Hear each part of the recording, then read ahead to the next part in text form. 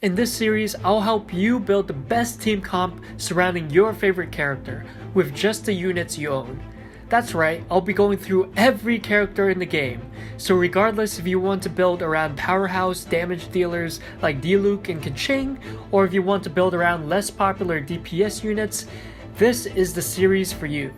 After each video, you'll be able to immediately build the team comp that will allow your favorite character to shine, and understand more in depth in the logic and reasoning behind how teams are built. With that said, make sure you're subscribed and have notifications on so that you can follow along. You can also support the series by liking the video and commenting on what character you want to see next. Let's get started. Today we'll be covering the Prodigal Alchemist Albedo. Albedo's E creates a field that deals geo damage to enemies who take damage every 2 seconds. His burst plays off his E by doing large AoE geo damage that is followed up by multiple procs of his Fatal Blossom shards. The unique stat he gets from Ascension is geo damage percentage. My last video is on why Albedo is really good. If you're still not convinced, you should go there and give it a watch, then come back here afterwards. I'll be covering both his potential as a DPS and a burst and sustained damage support. I won't go over him as a DPS too comprehensively because I think his skill set and numbers are much better suited for a supportive role. If you look at his basic attack percentages, he has one of the lowest basic attack damage ratios compared to other sword users. Even Kaya is a much better option if you're looking for a sword using DPS. I think it's important to talk about elemental reactions even if he bears the Geo element. Geo reacts with other elements in the game by creating an elemental shard based on whatever element was used to create Crystallize. That shard can be picked up to form an elemental shield that has a large amount of damage reduction against that specific element, whereas just blocking a small amount of other sources of damage. Elemental mastery is what contributes to how strong the shield is. Most of the time, however, we don't care about the strength of the shield versus what it enables for us. There's a few ways we can benefit from shields. One is the Archaic Petra set, which gives your whole team a 35% elemental damage bonus based on what element the shield you picked up was. Another way is the Bullet set, which gives you extra normal and charge attack multiplying damage when you have a shield. Lastly, the Geo Resonance gives you extra attack percentage when you're shielded. Note that this will also change a bit with the Geo update, but again, we can talk about that when it comes. Most of the time, you pick a Geo support like Albedo when you want access to one of these benefits. You can also pick Albedo for just raw damage, which some of these comps highlight. This is how you should think when you want to know if slotting in a Geo character is right for your specific team comp. Elemental Resonance is very important with a Geo character. For Albedo, support, or DPS, only 2 resonance points are beneficial. Fervent Flames, which gives you a flat attack percentage increase. This is generically good when running a geocentric comp because your Geo DPS is not looking to react with elements, so the raw power you get from this is very good. Enduring Rock gives you a attack multiplier when you have a shield. This gets even better with the Geo update coming in 1.3, but it's still very worth running if you're committed to playing a Geo DPS only. Let's take a look at all team builds for DPS Albedo. Again, I don't have a lot listed, just my best in slot and my free to play. I really do believe that if you want to get the most out of this character, you want to play him as a support. I have a lot of great team comps with him being an integral support unit listed later. Like always, I've gone ahead and labeled comps Abyss ready if I think that comp is something you can plug and play in Abyss. Again, because the Abyss has different enemies and buffs for each floor, I cannot advise you that these comps will work for all 12 floors. That's why I also have listed an Abyss core for each comp that you can build your team around based on the circumstances. Comp 1 features Albedo, Ningguang, Bennett, and Xingyan. This comp is Abyss ready. This is my best in slot for Albedo DPS. You pick up both a Geo Resonance and Pyro Resonance to give you as much raw power as possible. Xingyan's P4 talent gives you added physical damage, and Ningguang's P4 gives you added geo damage. Having both generates you a mixed damage profile and allows you to be able to fight your way through most battles. And this comp falls off hard against Fatui or any tough resistances of shields you may not be able to break. For these cases, you can substitute out your resonance points so that you have enough elements to deal with them. The Abyss core for this comp is Albedo, Bennett, and then you flex for an element, and then you flex for another element or an anemo. Comp 2 features Albedo, Fischl, Xiangling, and Barbara. This comp is Abyss ready. This is my free to play for Albedo DPS. Fischl with Albedo is very nice because Oz will proc Lightning Strike with the crystallized reactions.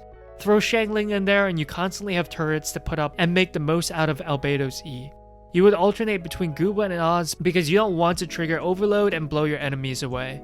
Those two turrets also offer so much energy regeneration that you will be able to spam your burst on cooldown. Barbara is your healer and Thrilling Tales holder.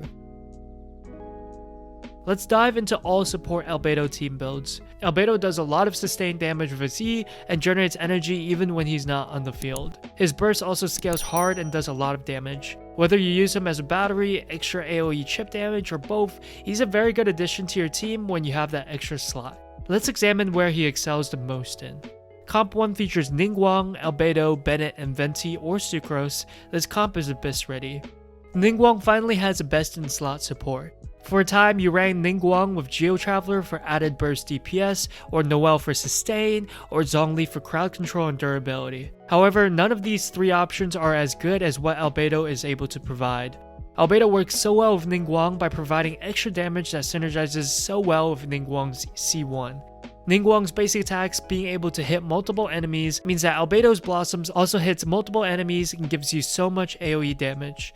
Ningguang now can nuke enemies but also deal with large waves of mobs much easier.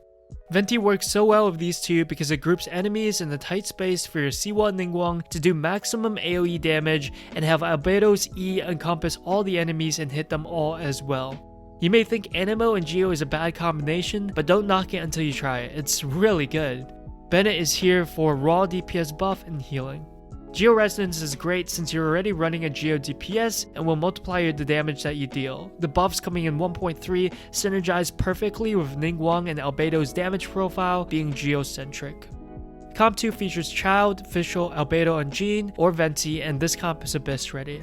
This is probably the most satisfying comp to play Albedo in. I tested this comp on stream and the playstyle is just so smooth and satisfying to pull off. Albedo's E allows you to max your Oz damage in between your Electrocharge procs for Child. Add an Anemo to group enemies and swirl Electrocharge and you will delete large mobs in seconds. Albedo works so well with Child, the same reason that Fischl works so well with Child. You're able to drop a turret that allows you to stay on Child for his dagger form while still doing extra damage when your Albedo is on the bench. This field lasts for 30 seconds, which syncs up almost perfectly with how long your Child's dagger lasts for. You grab an Anemo to tie the entire comp together so that you can group more effectively to make the most out of all the AoE damage you can do with Child Riptide, Fischl, and Albedo's skill and burst. If you run Viridescent Hunt, which is the battle pass weapon on Child, you can also group enemies so that Albedo's E's AoE gets the most value.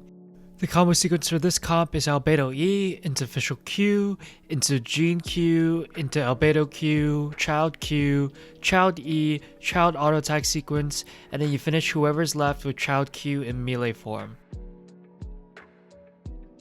Comp 3 features Razor, Fischl, Diona, Kaya, or Chi-Chi, and Albedo. This comp is Abyss ready.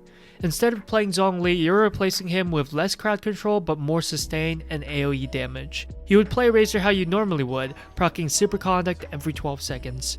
However, this time you drop your Albedo E before you go through your full rotation, so that when you're in your Razor burst you get that extra damage and enemies every 2 seconds. The Electro Shield charge that you drop also gives you some extra tankiness for your Razor and allows him to be more durable. Play Albedo over the likes of someone like Zhongli if you're looking for more damage rather than tankiness or crowd control. In my opinion, I still like Zhongli better here, but Albedo will not disappoint you with how much added damage you're getting.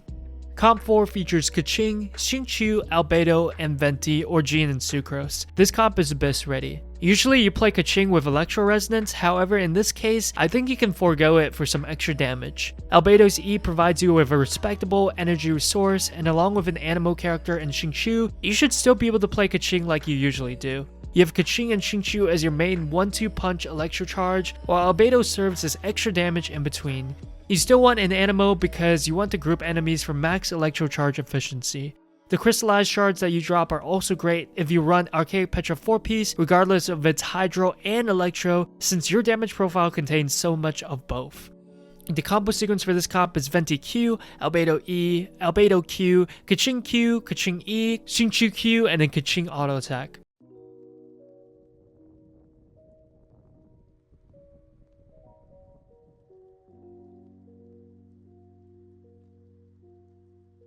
Comp 5 features Kaya, Xiangling, Albedo, and Barbara. This comp is abyss ready.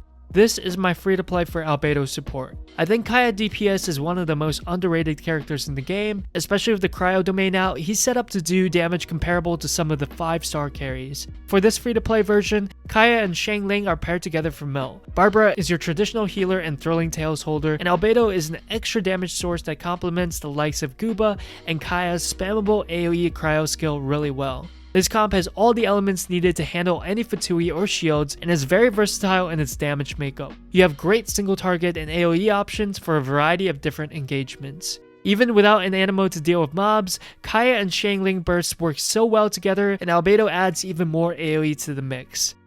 The notable DPS characters that I left out are Diluc and Klee. Them, along with some of the other characters I didn't mention, are not here because I think their team slots are very tight. For example, with a DPS like Diluc or Klee, you're running one character to help either proc, vaporize, or melt, one animo, and the last spot usually goes to Bennett, who provides you with pyro resonance and an insane AD buff. In situations like this, Albedo wouldn't make the team better by replacing any of those units.